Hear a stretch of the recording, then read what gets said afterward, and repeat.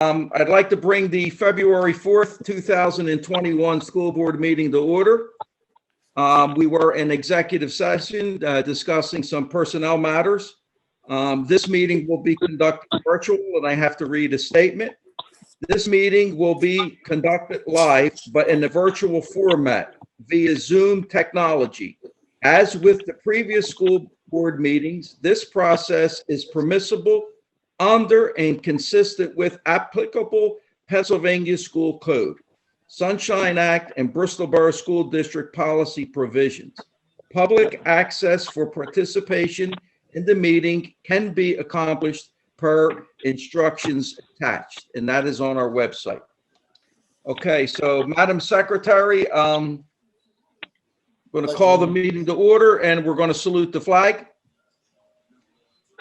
I pledge allegiance to the flag of the United States of America and to the republic for which it stands, one nation, under God, God, indivisible, with liberty and justice for all. for all. Madam Secretary, roll call vote. Mr. Cullen, Here. Mr. D'Angelo, Here. Mr. DeMarcus. Is he excused or is he here? Mr. DeMarcus is excused. Okay. Mr. Perolo, Here. Mr. Poliafico, Here. Mr. Poplawski, Here. Mr. Rusin, Here. Ms. Paglione, Here, and Mr. Chicoletti. Here. May I have a motion to approve the agenda with said addendum? Motion. Okay, Mr. Rusin, second by Second. Second. Cullen. Any questions?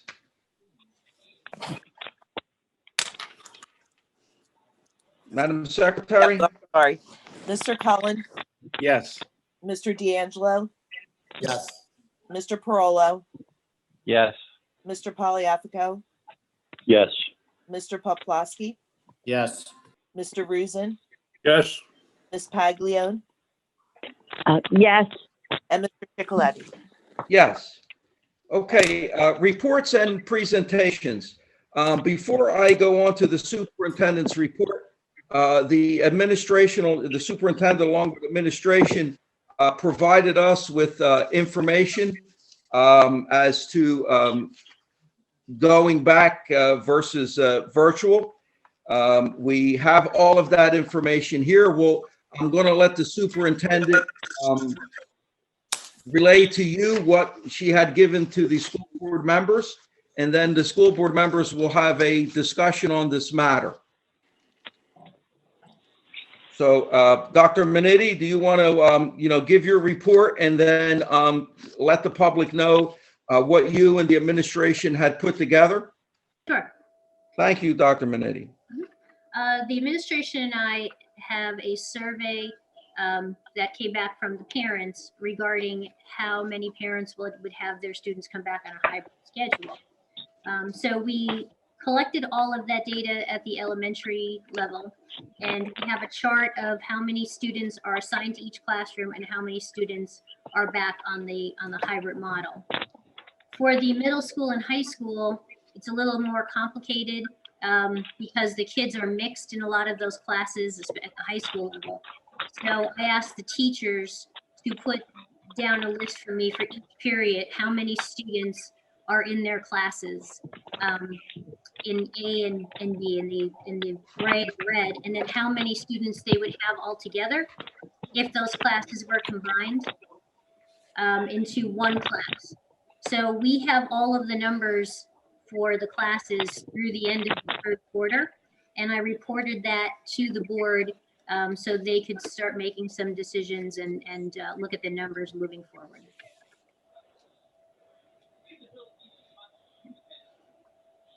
Mr. Chicoletti, would you like to comment on that now, or would you like me to finish my report of the other information as well?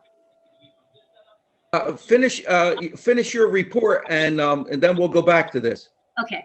I also gave the board information regarding some possibilities as to how we can handle classrooms that we could not maintain a 6 feet social distance if every student came back at the same time. For example, having overspill rooms, maybe looking for a larger classroom. So they have that information as well, and they're going to discuss that with you in just a bit.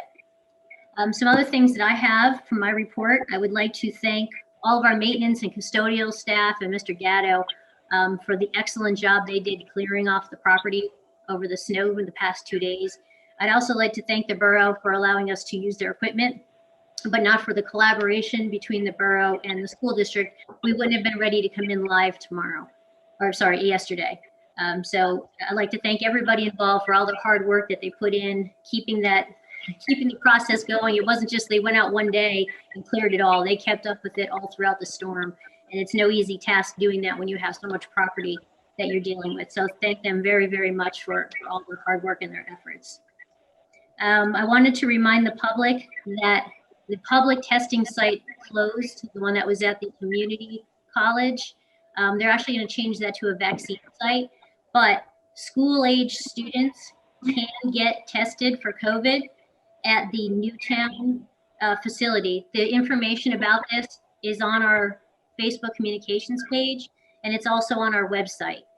So if any parents have a school-age child that they feel needs to be tested for COVID, you have access to that available at the Newtown site through the county.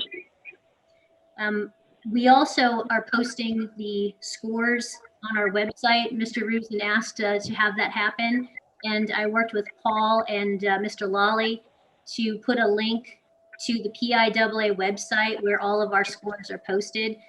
The league that we're in moved to a new system, and they're still working out the glitches in that, but we can get them from the PIAA site. So if you go on the website and you click on the icon for the sports, there right now there's girls and boys basketball. If you click on each one of those links, it'll take you right to what the schedule is and the scores.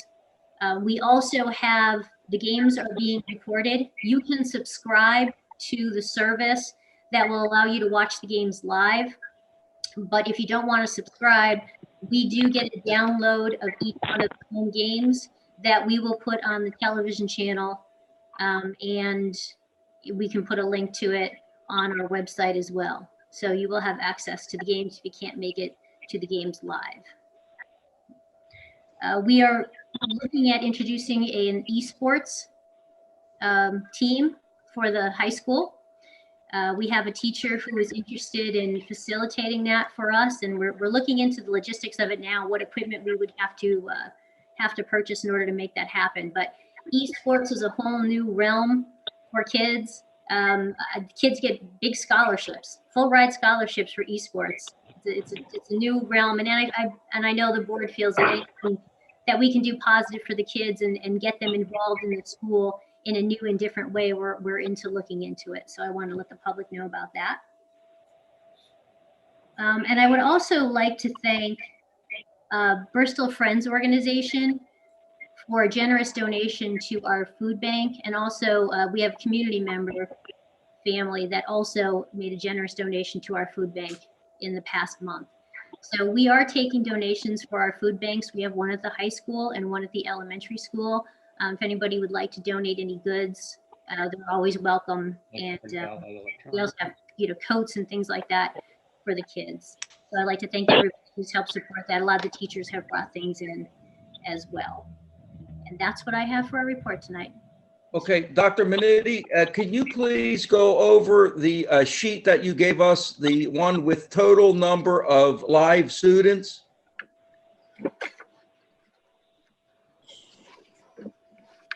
So you'd like to know the numbers for the...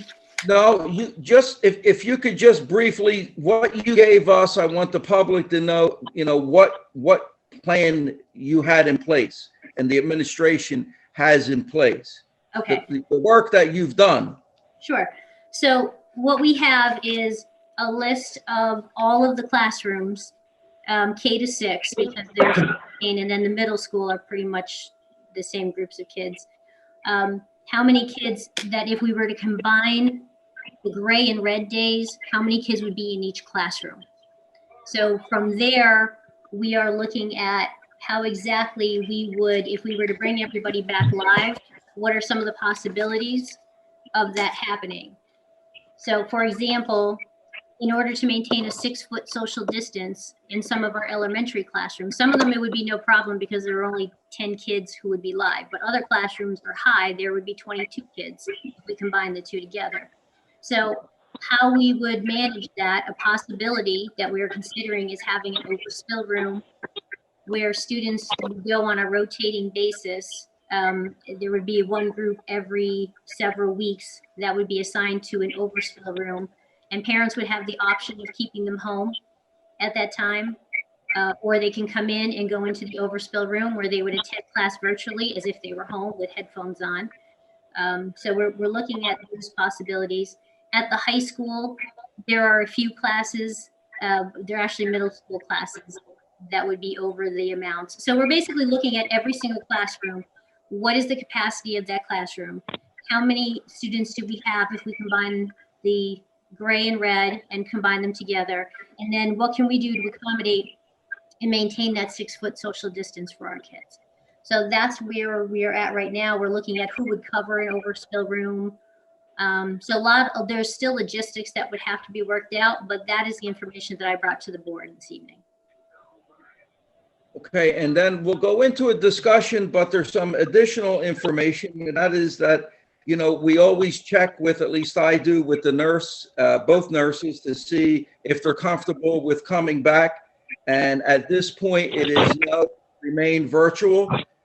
Dr. Minetti and Mrs. Rosado will be putting out a survey to see how the teachers feel about, coming back at this capacity, which was introduced to us.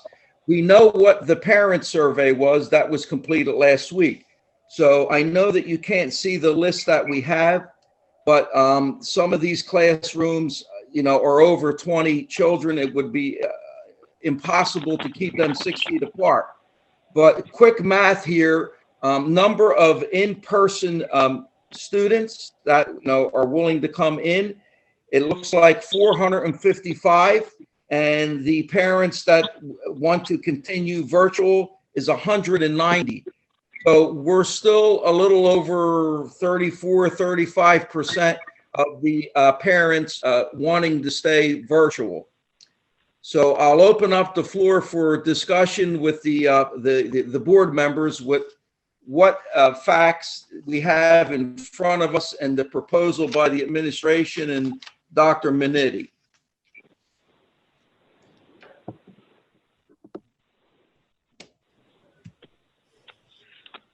So I'll open up the floor. So if we want to discuss in what manner we want to proceed.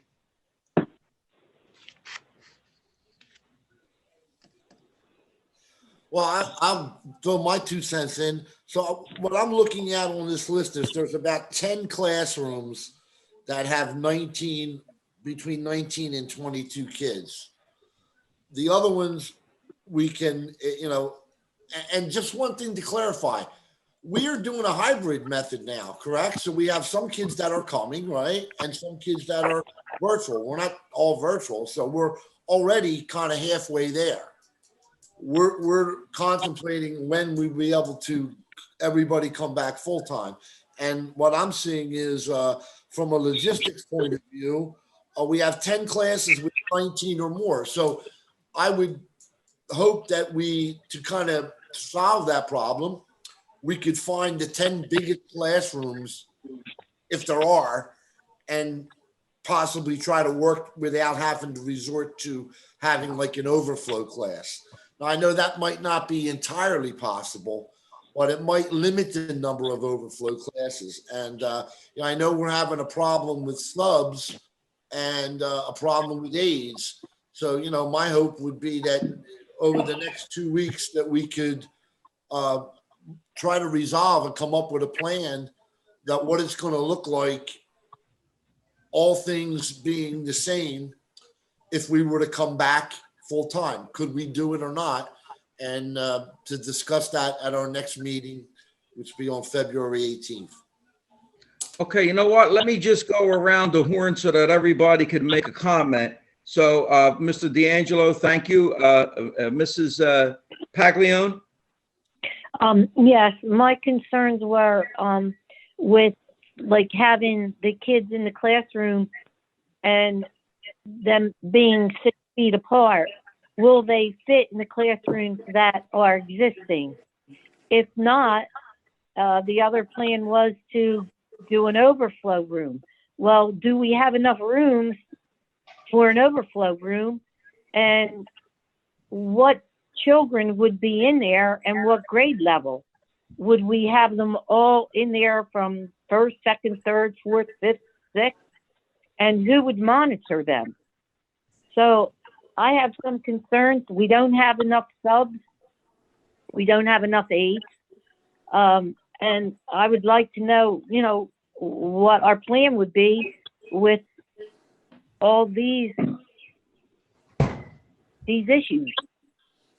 So, we can't always take the prep away from the teacher to go in the room to cover for, what a sub might do or an aide.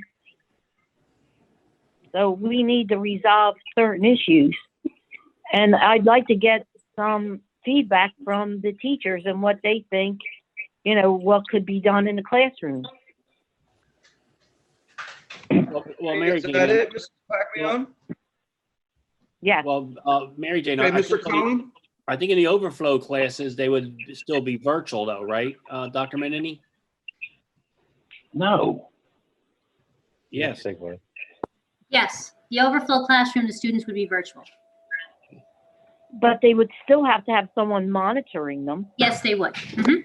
Okay, Mr. Collin, your comments? No, I was just clarifying it. If they did go to an overflow class, that they would still be virtual. And then, like another big concern, do we have enough subs? Do we have enough people to watch? I think, John, what you say, there was 10 classes that might be over, possibly that we might have overflow classes in, so that's a lot of kids. Okay, so Mr. D'Angelo's suggestion was revisit this at the end of February. So are you okay with that?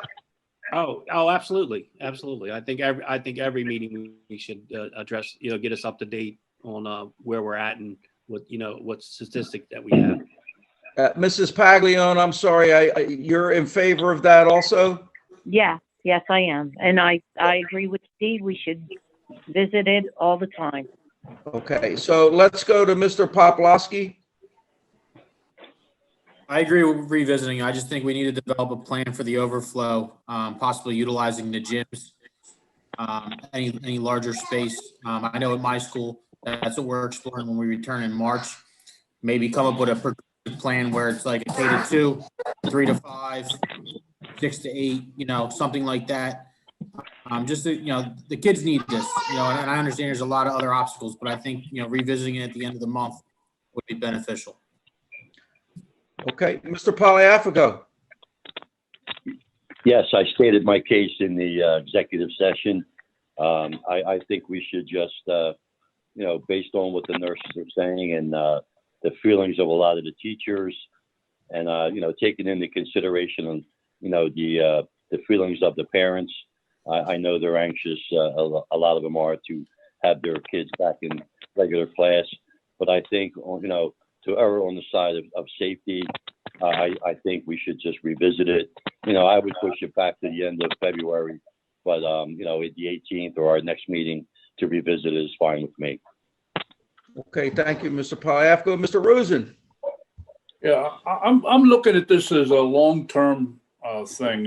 You know what? It's something that could possibly and probably going to be carried on when we open up the schools again in September.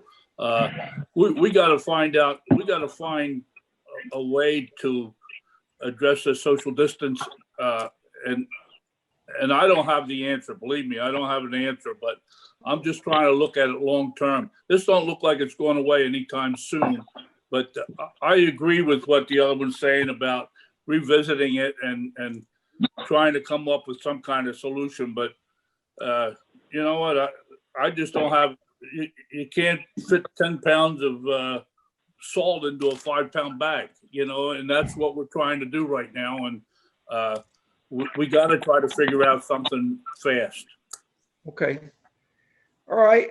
So you're a yes to revisit this in our February meeting. Mr. Parolo.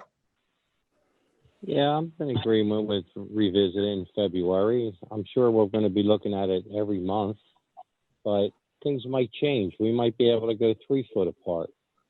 And at 3 foot apart, you might be able to get everybody in there.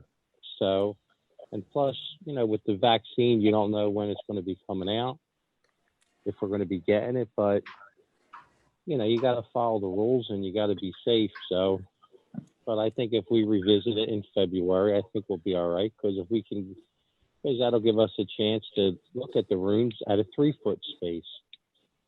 So I'm okay with that. Okay, and I'm fine with that too. I have concerns about the overflow. I have concerns about staff. We really don't have a lot of substitutes, and I would like to have everyone at least vaccinated, but that'll take another 4 to 6 weeks to have the entire staff vaccinated. So it looks like we're going to stay the way we are until the end of February. I had asked Dr. Minetti about the special education students that we are now they are 4 days a week, and I asked her opinion on making them go 5 days a week. So she's going to conduct a survey to see if the students the parents would like the students in 5 days a week, or to maintain the way we are now. Am I correct, Dr. Minetti? Yes, I could do a survey for that, and I have to look into the logistics if we brought students in Okay. as well. So we got a little bit of work to do there too. Okay. Okay. So any other board members want to comment on this issue? If not, we'll go to public participation. Anyone from the public have any comments? Please state your name.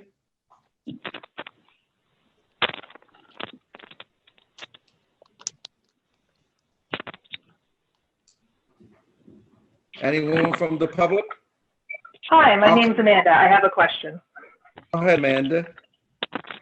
Good evening. I don't know how far you've gotten into the planning for this overflow room idea, but what kind of cleaning would be taking place in between the rotations that you were talking about before?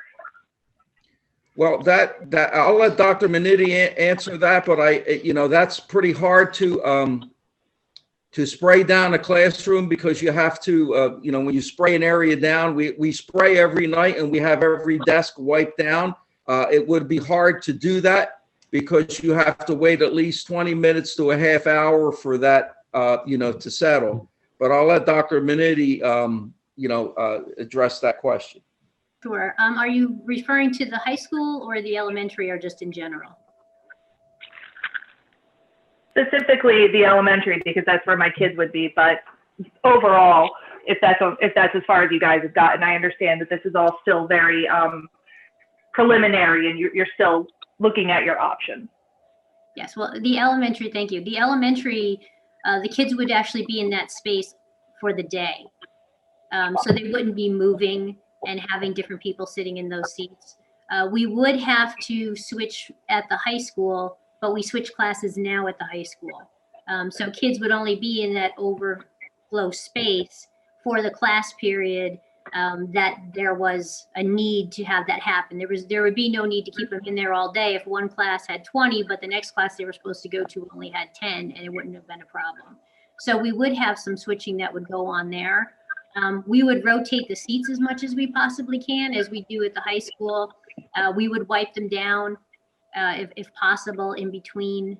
But at the elementary level, the anticipation would be that if a child was assigned to the overflow classroom for that particular day or that particular week, that they would not be switching desks at all. Okay, I apologize for my misunderstanding of that. Thank you very much. You're welcome. Okay, thank you, Amanda. Anyone else from the public? Okay, we'll come back to the public participation at the end. I know it's kind of difficult. Okay, let's go on to new business, item A. Do I have a motion? Motion, Mr. Chairman, to approve to extend the CARES Act coverage for employees who must quarantine or isolate due to COVID-19 until February 28, 2021. Do I have a second? Second. Mr. Collin? Madam Secretary? Hey, Mr. Cullen, Yes. Mr. D'Angelo, Yes. Mr. Parolo, Yes. Mr. Poliafico, Yes. Mr. Poplawski, Yes. Mr. Rusin, Yes. Ms. Paglione, Yes. and Mr. Chicoletti. Yes. Motion is passed. Thank you, Madam Secretary. Under personnel? Mr. Chairman, approve the appointment of Macy Bernard as substitute paraprofessional at the rate of $139.74 per diem, no benefits, effective immediately. Do I have a second? Second. Mr. Collin? Any questions? Whoops, sorry. Yeah, I have a question. What's the difference between an aide and a paraprofessional? Dr. Minetti? I'm gonna give this to Kelly. Okay. He's the expert on these. Well, good thing I'm paying attention. No, so the paraprofessionals, I think it was Mr. Rusin who asked that, actually have to be highly qualified and have either 60 credits or have been grandfathered in by taking an assessment to serve in the role of paraprofessional. Our district 8, and they're primarily in classrooms, working directly in either special ed classrooms or providing specific support to students. Now, our aides per se can do a variety of things. So they're there, you know, they could be monitoring doors. We have people that sit at the front doors as like at the security desk and sign you in.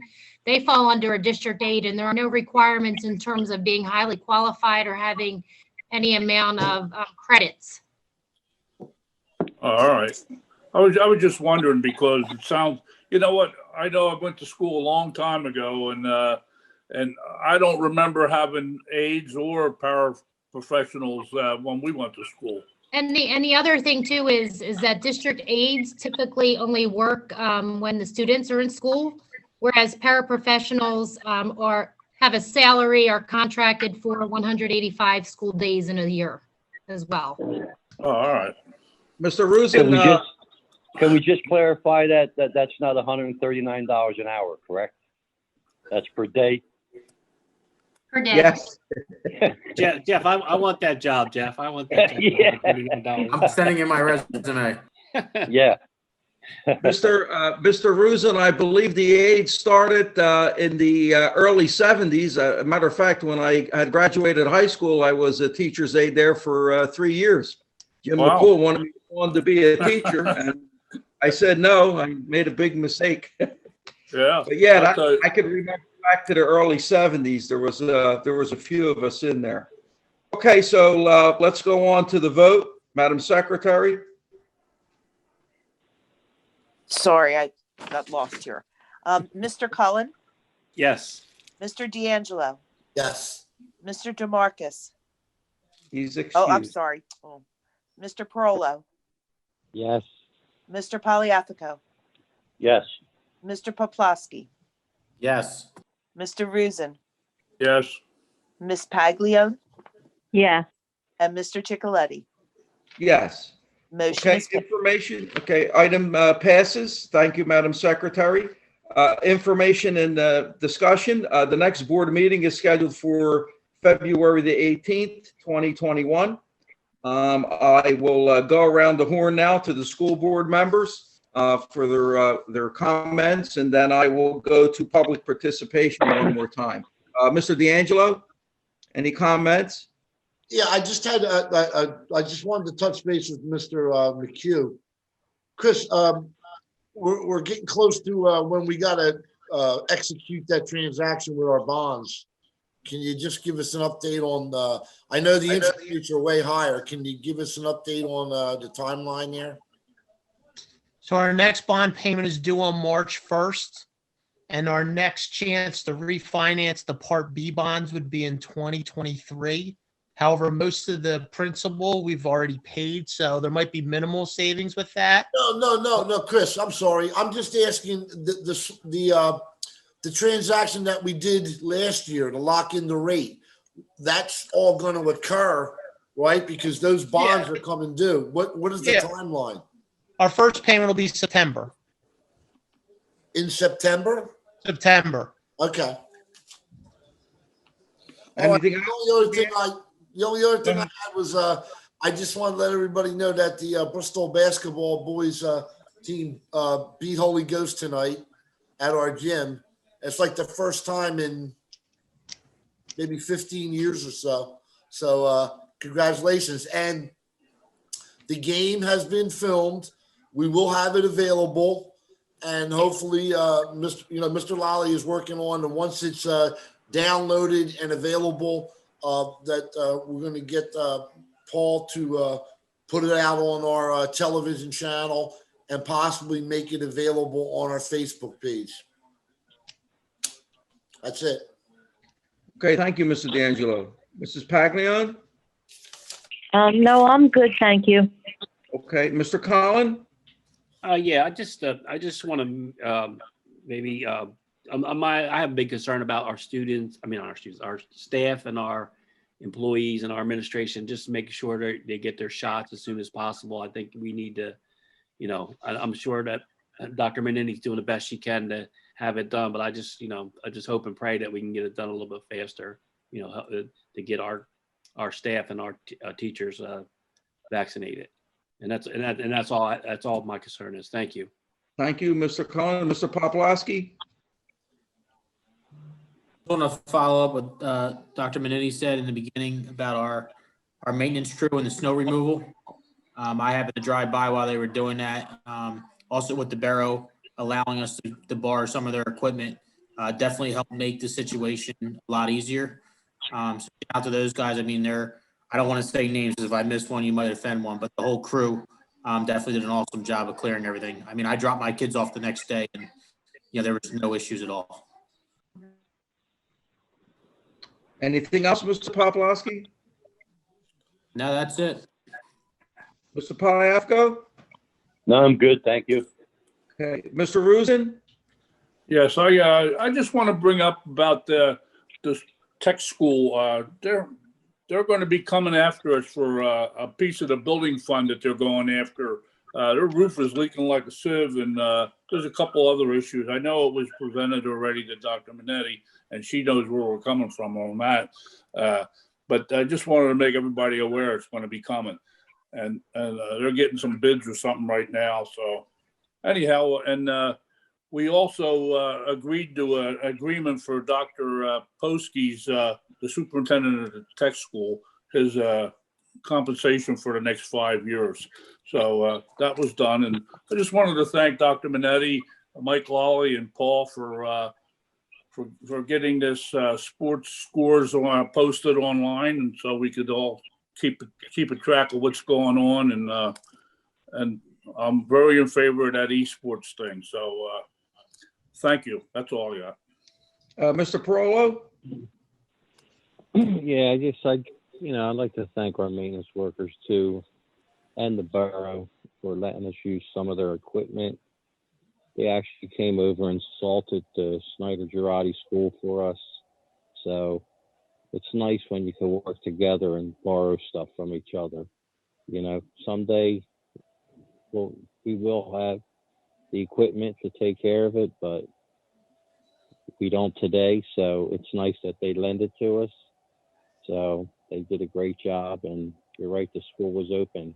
I didn't think it was going to be open, but Freddie got it done, and the crew, and with the borough chipping in, it worked out. So it's pretty much all I got. All right, thank you, Mr. Parolo. I'll follow with thanking the buildings and grounds in the borough. They did a fabulous job. I also want to thank Dr. Minetti and the principal, Kelly Rosado, Mr. Gatto, for the hard work and the planning, to provide us with information every board meeting.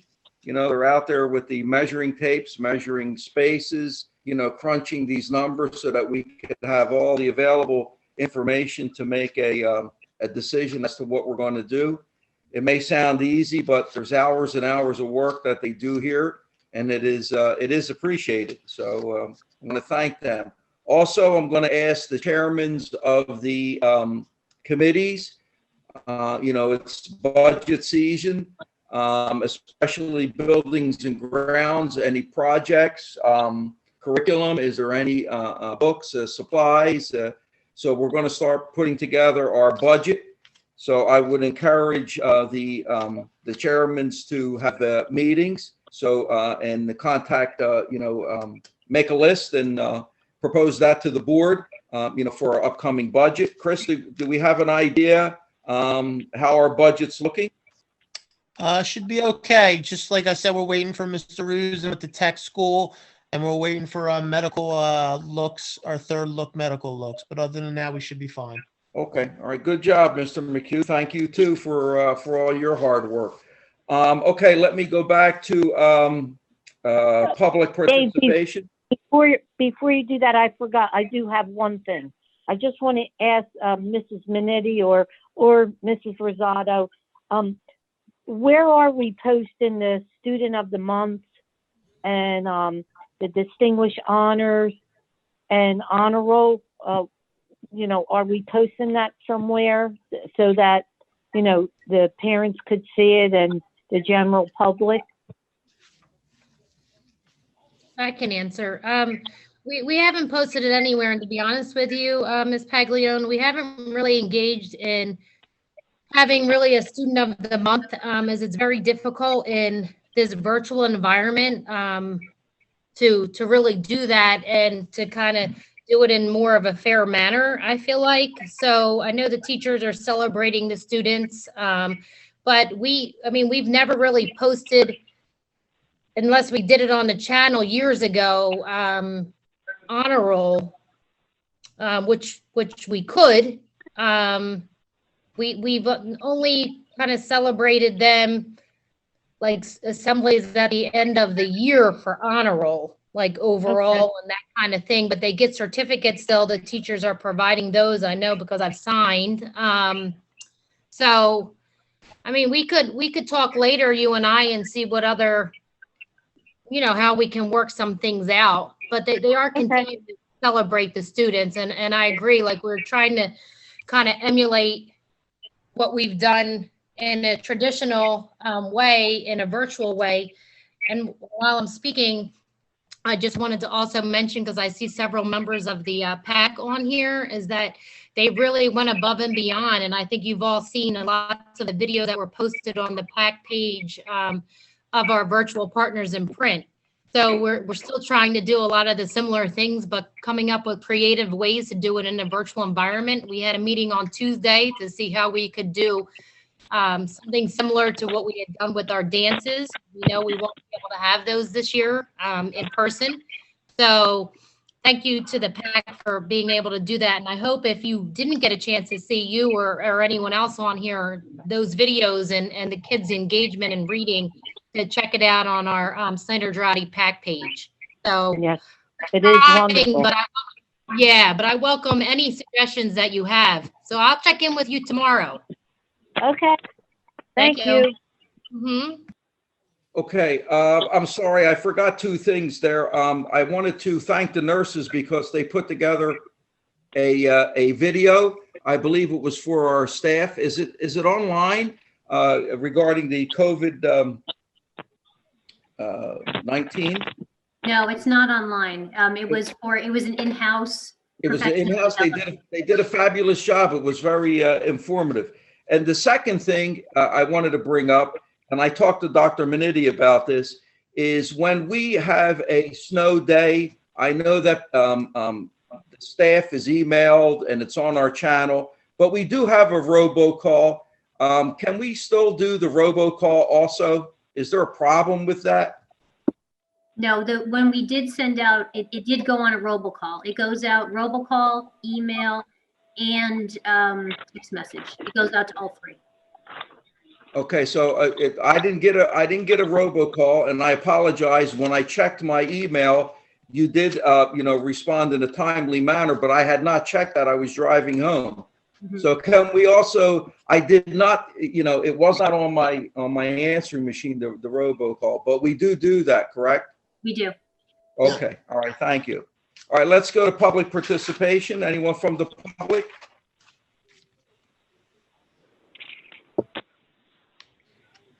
Anyone from the public? Okay, Hello? with that being, You got somebody. hello, Hi. Hi, my Hi. name's Michelle. Hello, how are you all? fine, Michelle. Good. Thank you for listening to me tonight. I just had a question, really. I was looking at some of the homes here in Bristol Borough that are for sale. And I'm referencing a website called niche.com that gave me a little more detail into what I'm about to say. But I had noticed on these for sale websites that our school ratings kind of surprised me a little bit. I had noticed that our high school rating is 4 out of 10, and Warren Snyder is 5 out of 10. And I was bringing, obviously, I'm sure this is, you're aware of this, but I guess my question would be is that are we concerned about our rating dropping even further due to the pandemic, and what we have in place to address this, right? Like, I would always think that there's room for improvement. And I do believe that raising our score and what goes into that score exactly, I'm not 100% sure. I'm hoping that maybe, we can collaborate on that. But I would think that raising that score would not only make our homes more desirable, bring in kind of like a younger type of families that would settle here, as well as just bringing up our general area. A lot of people seeking homes, the first thing they think about is the school rating and what their children are going to be witnessing. And I just had some general questions and concerns about that, and I had hoped maybe you guys could shed some light on that for me. Well, Michelle, let me say to you, let me turn that over to the people that know that best, the superintendent, Dr. Minetti, and our principal, who look at all these facts, figures, and have they're in there every day. So, Yeah. Mrs. Rosato and Dr. Minetti, can you respond to Michelle's question? Sure. You could sure. go first. And I'll start, and then anything that Ms. Rosato would like to add. Thank First you, of all, Dr. thank you. So first, thank you for your comment and your concern. I haven't been on niche.com to see exactly what metrics that they are using. If I had to take a guess, they were probably going by the PSSA scores. It's probably what they used in order to do that metric. And I would agree that there is always room for improvement on a PSSA score.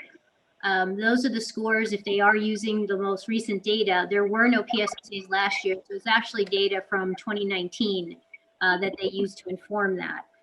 And I do very much worry about deficits that our kids are going to have after being out of traditional school for essentially a year now, and into a year and a half if we don't get everybody back, which is why we're spending so much time looking at the numbers and can we bring kids back? It's a concern that we have, and that keeps us up at night, that we're worried about the kids that we're losing along the way.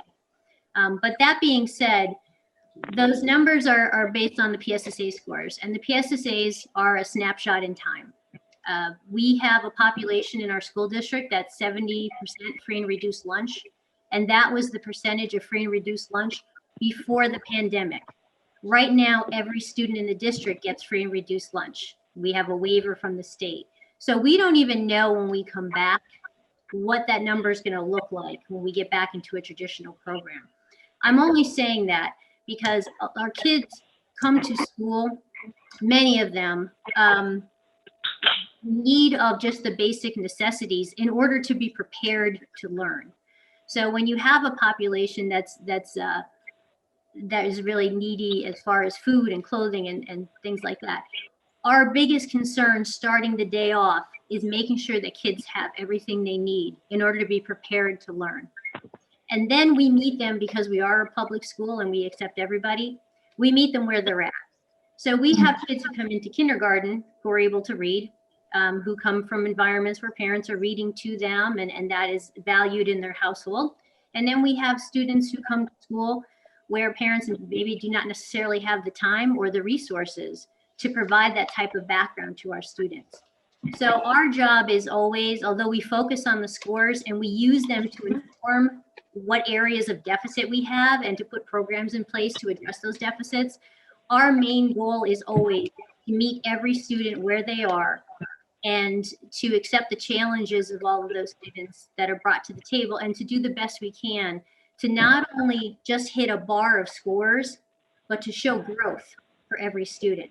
There are students who may never meet where the bar is for a PSSA and be considered proficient. But if you look at their growth over the amount of time, that's really a very good indicator of where it is that we're bringing these students. So our goals, really, what we look at more so than PSSA just cut scores, is we look at things called PVOS. And PVOS scores are scores that are based in growth data. And Kelly and I spend a lot of time looking at the PVOS scores to see, are our students achieving where they would in reference to their peers who started off at the same level that they did. So we're looking at PVOS scores a lot. Again, we look at the PSSA scores and we say, okay, if we break these down into the individual assessment anchors and eligible content, what are we missing in each one of the grade levels? And then we compare that to the curriculum. We say, are we hitting those areas that we need in our curriculum? And if not, what can we bring in? For example, Mrs. Rosado brought in the Foundations program 2 years ago. We're having a deficit in phonics. So now we have our Foundations program in grades K1 and 2 to help students build that phonemic awareness and that phonics knowledge in order to become better readers. We put after school programs in place to help students based on deficits that we see. So we may see students who have deficits in math, and so we'll put a special math program in the after school program to help reach those deficits. So there is no just one answer. It's a whole system of people working together, community helping out and donating their time. We have a lot of people come in and tutor. So we are aware that this is not necessarily where we want to be, but we are always striving to increase our scores and to do better. And so I'll ask Ms. Rosado if she has anything else to add. I think that was very thorough, but I would like to add is that even as an environment, and Dr. Benetti and I and the teachers are all very concerned on what the kids are, where we cannot provide in a virtual environment, and their basic needs is one of them. A lot of kids come to school for our attention, to be hugged, to be around us and enjoy just being able to interact each and every day. So that being said, we haven't halted what we were doing in terms of teaching and learning. The teachers have done a fabulous job engaging the students virtually. I've seen amazing lessons. They've really adjusted to, the times that we're in right now. We're still assessing the children to see where they are. We're providing Title I services, which is really focusing on K-3, because we know that's the area where to build a strong foundation in literacy and math that will then lead to higher test scores on PSSA, which is what I think you're also referring to.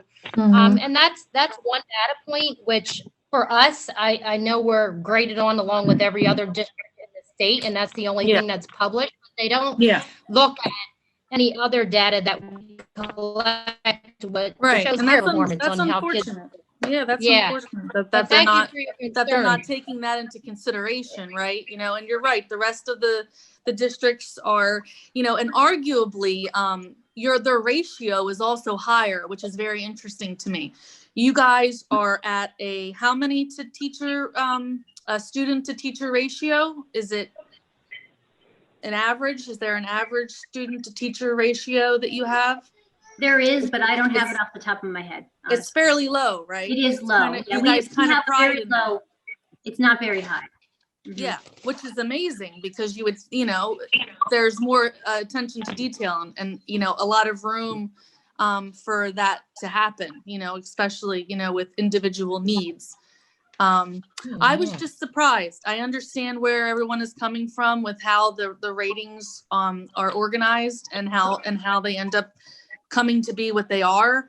But you know, it's something that we really, I mean, to fall down to a 3 for a high school, I could not find that in our area as far as I believe I looked as far as upstate Pennsylvania.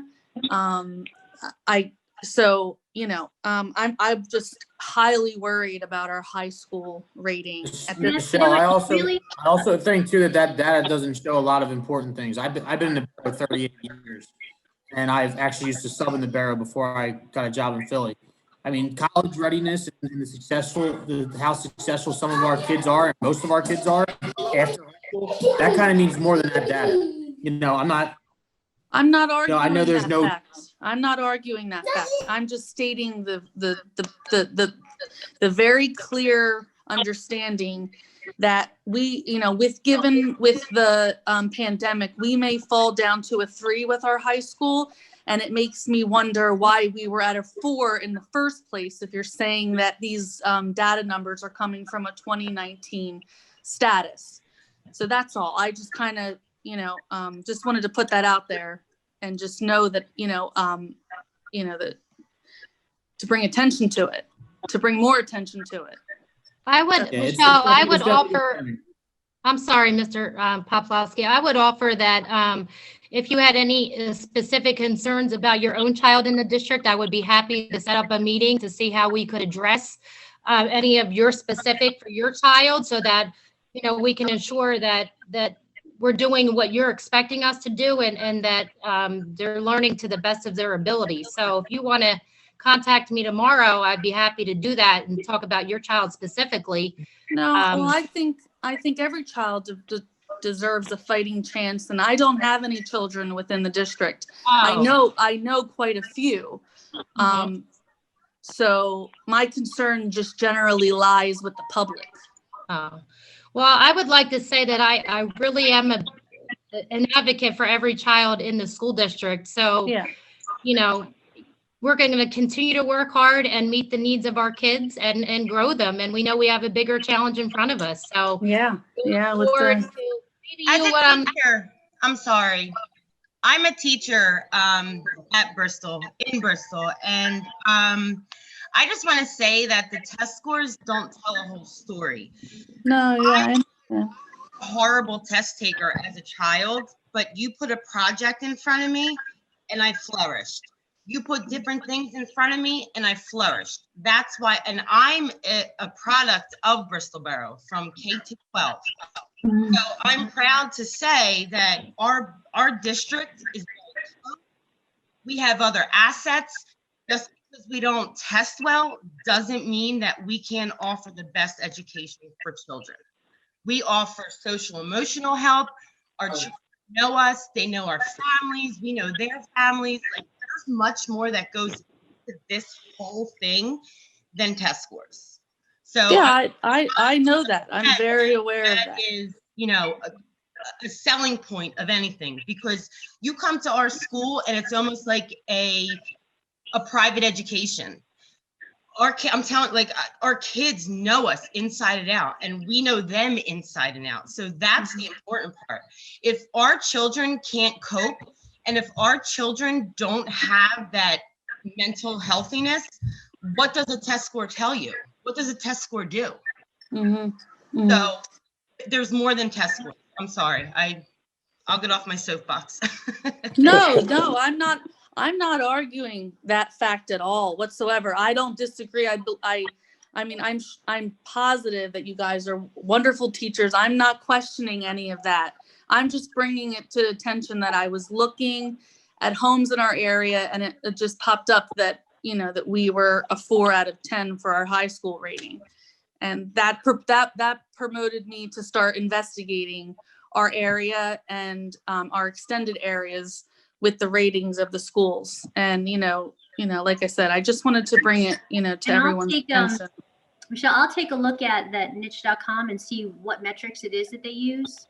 Yeah. Just to, you know, kind of get a little bit of clarity. If they're just are they using Keystone exams? Is it? Well, it's like Zillow and all of these home sites that people go and look and see what homes are for sale and if they want to move in the area. And just below it pops up your rating for your school, you know? So that's kind of what, you know, made me start, you know, just looking into this a little more deeper. I would further comment that there's limited inventory, and I know homes have exploded in the area. Oh, you're fragging, Kelly.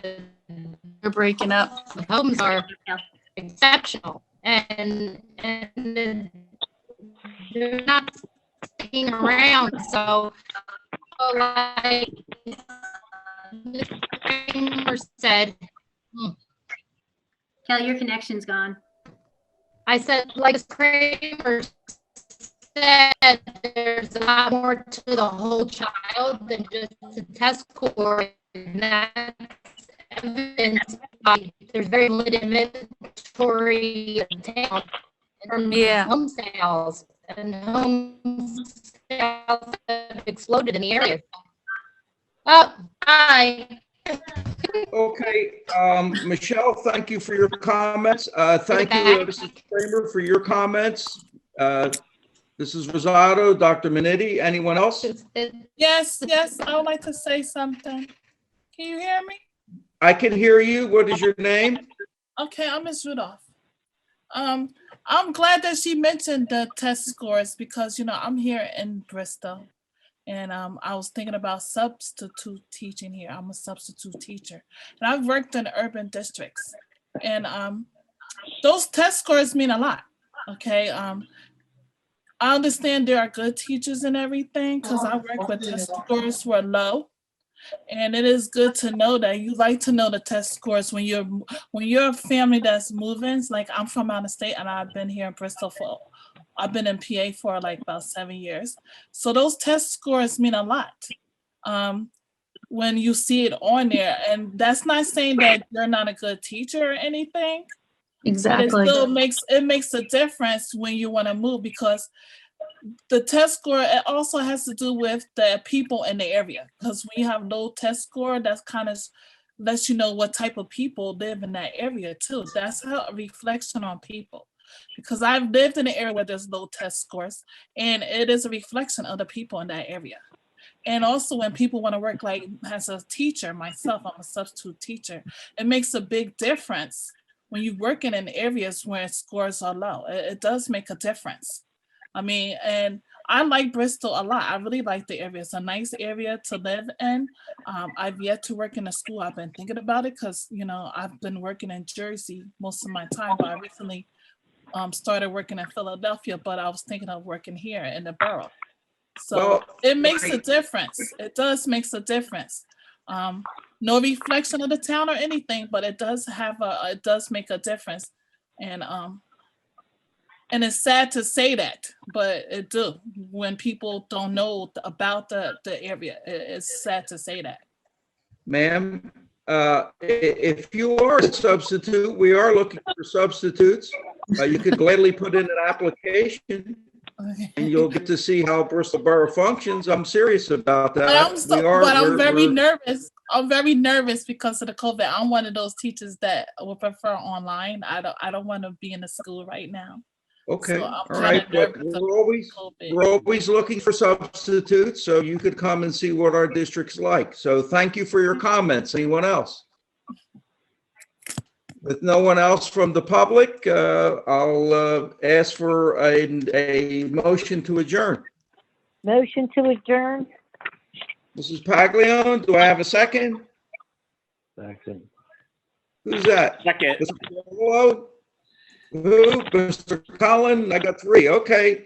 Meeting's adjourned. Thank you, Dr. Maniti. Thank you. Good night.